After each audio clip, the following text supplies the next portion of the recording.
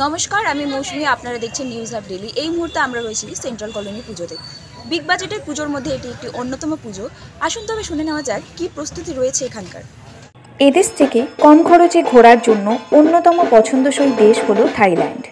এবার শিলিগুড়িতে পুজো তৈরি করা হচ্ছে সেই থাইল্যান্ডের একটি মণ্ডপ। এনজিপি গেট বাজার লাগোয়া রেলওয়ে ইনস্টিটিউট মাঠে পুজো হয় সেন্ট্রাল কলোনি।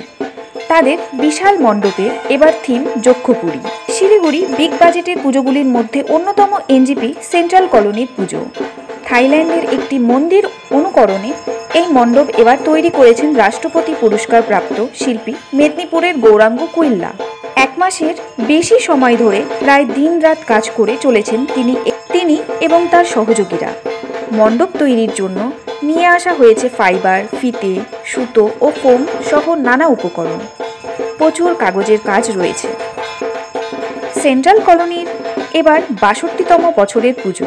প্রতিবারই সেন্ট্রাল কলোনি একটা বিশেষ জায়গা করে নেয়। দর্শনার্থীরা একবারের জন্য হলেও এই মণ্ডপে আসবেন। অনেকের কাছে এই মণ্ডপ না দেখলে অসম্পূর্ণ থেকে যায় শিলিগুড়ির পুজো দেখা। আর এতেই ভিড় বাড়তে থাকে পুজোর কদিন। এমনও হয় যে কোনোবার বাড়তি দিনের জন্য মণ্ডপ রাখতে হয় দর্শনার্থীদের জন্য। এবারও চোখ ধাঁধানো মণ্ডপ, বাজেট প্রায় ৩৫ লক্ষ টাকা। উদ্যোক্তাদের কথায় এই যক্ষপুরী থিমের ভাবনার কারণ সমাজ অবক্ষয়ের মধ্যে দাঁড়িয়ে রয়েছে। মানবিক ও সামাজিক চেতনার বৈশিষ্ট্যগুলি ক্রমশ যেন অবলুপ্ত হয়ে চলেছে।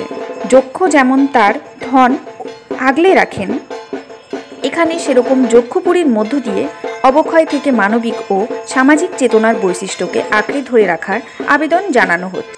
যক্ষের মতোই মূল্যবোধের চেতনা ও ঐতিহ্যকে রক্ষা করতে হবে। এই পুজো কমিটির সম্পাদক পার্থদে বলেন, এই পুজো মণ্ডপে এত কারুকাজ করা হয় যে দর্শনার্থীরা চোখ ফেরাতে পারেন না। পাশাপাশি এখানে পুজোর কদিন মেলা বসে। এখানে শিলিগুড়ির বাইরের থেকেও প্রচুর মানুষ পুজো দেখতে আসেন। এবারও আমরা প্রথম স্থান পাওয়ার লক্ষ্যে পুজোর আয়োজন করছি। শিল্পীর নিখুঁত মণ্ডপসজ্জা ও থিমের মধ্য দিয়ে এবারও আমাদের পুজো মণ্ডপ দর্শনার্থীদের ভিড় টানবে। থাকছে এবার আমাদের ৬২তম বর্ষে শিলিগুড়ি সেন্ট্রাল কলোনির থিম হচ্ছে যক্ষপুরী।